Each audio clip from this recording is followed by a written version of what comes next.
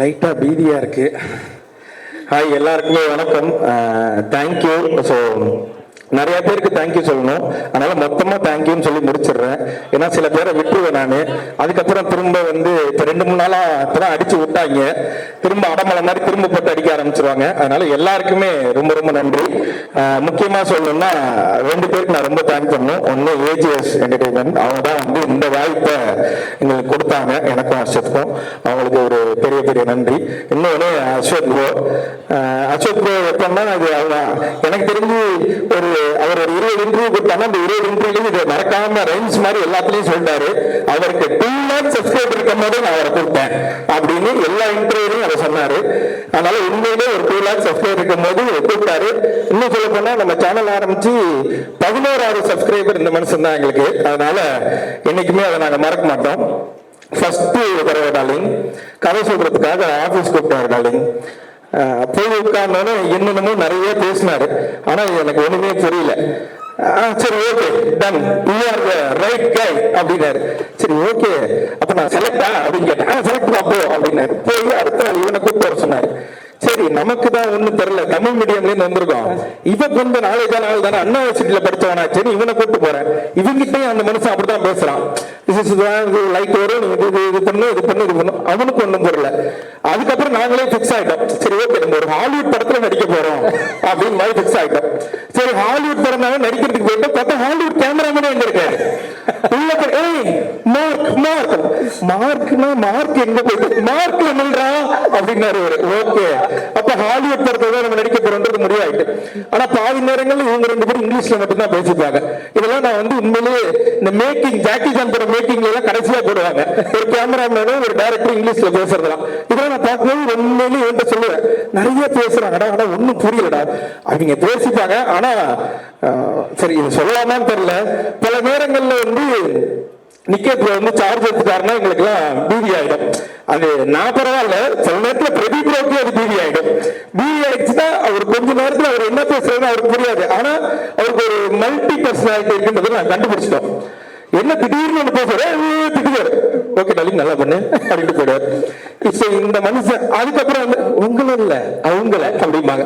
சரி, அவங்களை வேற யாரையும் சொல்லியிருக்காரு அப்படின்னா அவங்ககிட்ட போய் சொல்லுவாரு, உங்களை நீங்க லைட்லாம் கரெக்டா வச்சுங்க, இவனுங்களதான் சரியா நடிக்கல அப்படின்ட்டு போயிடுவாரு. ஸோ இந்த படம் உண்மையில ஆரம்பிச்சது ஒரு மாதிரி ஜாலியா ஆரம்பிச்சது. முடியும் போது ஏண்டா முடியுது அப்படின்னு இருந்தது. ஏன்னா 3 பேரும் நல்லா சோறு போட்டாங்க, சும்மா சொல்லக்கூடாது, டெய்லி கறி கஞ்சி, அவ்வளவு ஹாப்பியா இருந்தது. நம்ம ஆபீஸ்ல அப்படி ஒரு சோறு பண்ணணும் ஏஜிஎஸ் பார்த்து நாங்க தலைவரே விழுந்திருக்கோம். ஏன்னா இது திரும்பவும் சொல்லலாமான்னு தெரியல. பல வார்த்தைகள் டப் பண்ணி இது பண்ணி கட் பண்ணி பேசி எடிட் பண்ணி நானே பேச வேண்டியதா இருக்கு. ஏன்னா இதுக்கு முன்னாடி இந்த மனுஷன் இந்த படத்துல போடும்போது அஸ்வத் ரீஇன்ட்ரோடியூசிங் அப்படின்னு போட்டாரு.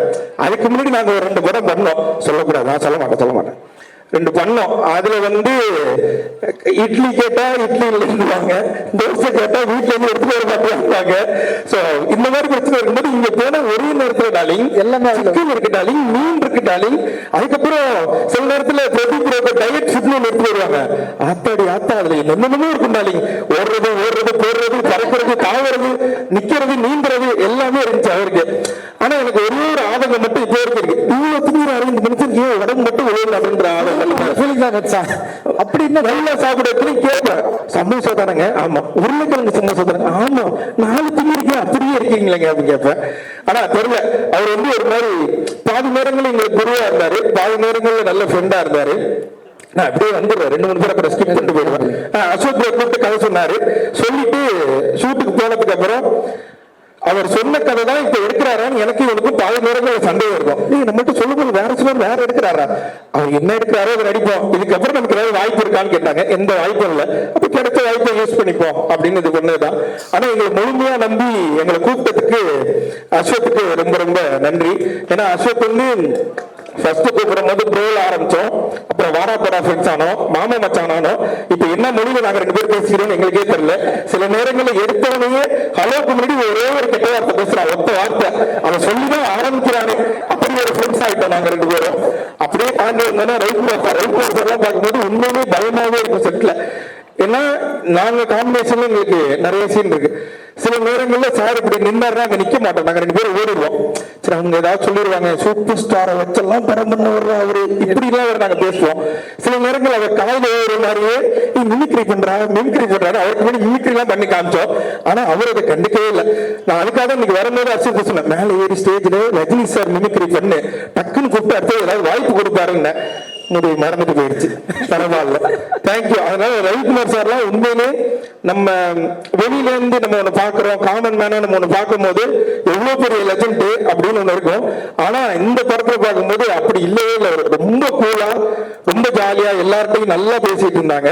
பார்க்கும்போது உண்மையிலே பெருமையா இருந்தது. நான் எங்க அப்பாட்ட போன் பண்ணி சொன்னேன், அப்பா நீ என்ன படையப்பா கூட்டு பண்ணில? ஆமா ஆமா அதோட டேரக்டர்லாம் இருக்காருப்பா இங்க அப்படிலாம் சொன்னேன். எங்க அப்பா நம்ப மாட்டேன்ட்டாரு. அவர்கிட்ட நான் கடைசியா போட்டோ எடுத்துக்கணும், இந்த ஸ்டேஜ் சாக்க வச்சு கேட்டுக்கிறேன், சார் எனக்கு ஒரு போட்டோ மட்டும் கொடுத்துருங்க. எங்க அப்பா இன்னமும் நம்பல, நான் படத்தில் நடிக்கிறேன்னா நீங்க என்கிட்ட வீட்டை நடிக்கிறேன், அங்க போய் நடிக்கிறேன் அப்படின்னாரு. அவ்வளவுதான். இதுக்கப்புறம் Pradeep bro full jolly. College படம், காலேஜ்ல என்னென்னலாம் பண்ணக்கூடாதோ அதெல்லாம் நாங்கள் அந்த காலேஜில் பண்ணோம், ஜாலியா இருந்தோம். நல்ல மனுஷன் உண்மையிலே. எந்த இதுவுமே இருக்கு, நான் அந்த ஸ்டார்டம்ல இருக்கேன், நான் ஹீரோ, இது மாதிரி எந்த இதுவுமே அவர் கிடையாது. அவர் டீம்ல ஒருத்தர எங்களை உள்ள போன அன்னைக்கே சேர்த்துக்கிட்டாரு. நிறைய விஷயங்கள் ஷேர் பண்றதா இருக்கட்டும், அவரு பண்ண ஷார்ட் பிலிம்ல ஆரம்பிச்சு இப்ப அவருக்கு நடக்கிற அவரோட கதைகள் வரைக்கும் எல்லாத்தையுமே எங்கள்கிட்ட சொல்லுவார். அது மாதிரி எங்களுக்கு இடத்துல இது என்ன பண்ணலாம், இது என்ன பண்ணலாம், இதை பண்ணிடாதீங்க, இது கரெக்டான குரோத்தா இருக்காது, இதை பண்ணதுக்கு அப்புறம் தான் நீங்க இதை பண்ணணும் இப்படின்ற மாதிரி எங்களுக்கு ஒரு பயணியரா நின்று, அது எங்களுக்கு முன்னாடி இருந்த ஒரு யூடியூபரா அவரை நாங்க ஃபீல் பண்ணோம். ஸோ ஒரு மூத்த யூடியூபர் எங்களுக்கு அடுத்தது அதை அவங்க கொடுத்தாங்க.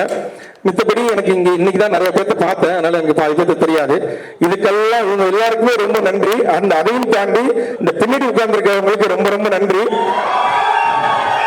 தேங்க்யூ. நீங்க வீடியோ பார்த்தீங்க, அந்த வீடியோ மூலியமா கொஞ்சமா ஏதோ பேர் கிடைச்சது. அந்த பேர் எடுத்து வந்து இன்னைக்கு இந்த இடத்துல நிக்கிறோம். ஸோ 21ஆம் தேதி டிராகன் படம் தியேட்டர்ல ரிலீஸ் ஆகுது. எப்படி யூடியூப்ல பாத்தீங்களோ அதே மாதிரியே தியேட்டர்லாமே வந்து இந்த படத்தை பார்த்துட்டு கண்டிப்பா உங்களுக்கு எல்லாருக்கும் பிடிக்கும், சப்போர்ட் பண்ணீங்கன்னு நினைக்கிறேன். நன்றி, தேங்க்யூ. Thank you darling. பட் இன்ஸ்டால ஒரு ஸ்டோரி அப்போ போட்டிருந்தாரு இயக்குனர், இந்த மாதிரி இந்த வருஷத்தோட பெஸ்ட் நடந்த விஷயங்கள் அப்படின்னு சொல்லி நிறைய விஷயங்கள் கோட் பண்றப்போ ஒரு தடவை உங்களை கோட் பண்ணி ஏதோ ஒரு ஸ்டோரி போட்டிருந்தாரு. அதை பார்க்கும்போது அவ்வளவு சந்தோஷமா இருந்து அந்த ஸ்டோரியை பார்த்தோம். இன்னைக்கு இப்படி டிராகன் ஸ்டோரியில உங்க 2 பேரையும் பார்க்கறது எங்களுக்கு சந்தோஷம். ஸோ நிறைய விஷயங்கள் தொடர்ந்து உங்களுக்கு சூப்பரா நடந்துட்டு இருக்கு. சுத்தி அவ்வளவு நல்ல நண்பர்கள் இருக்காங்க. ஒரே ஒரு கேள்வி, லைஃப்ல ஃப்ரெண்ட்ஷிப் எவ்வளவு முக்கியமா எங்களோட டார்லிங் பாக்குறாரு அப்படின்றது மட்டும் சொல்லணும். இப்படி இந்த மேடை வந்து நிக்கிறதுக்கு, ஏன்னா படத்துலயும் அவ்வளவு சூப்பரா சக்சஸ் தேடி போற ஒரு ஃப்ரெண்டு, இப்போ ஒரு சம்பள காசுலனா கூட ஏன்டா எங்ககிட்ட வாங்கி கொடுக்குற அளவுக்கு நல்ல நண்பரா இருக்கீங்க. ஸோ நட்பை எங்க விஜய் சேது எப்படி பாக்குறாரு? அந்த ஃப்ரெண்ட்ஷிப் தான் இங்கே நிப்பாட்டி இருக்கு. அந்த ஃப்ரெண்ட்ஷிப் தான் எனக்கு விக்னேஷ்காந்தை மீட் பண்ண வச்சது. அந்த ஃப்ரெண்ட்ஷிப் தான் இவ்வளவு தூரம் கொண்டு வந்தது. இவ்வளவு பேர் வீடியோ பார்த்த ஃப்ரெண்ட்ஷிப் தான் இது என்னை இவ்வளவு தூரம் வளர்த்து விட்டது. அதே மாதிரி படத்துலையும் என்னோட கேரக்டர் பேர் அன்பு.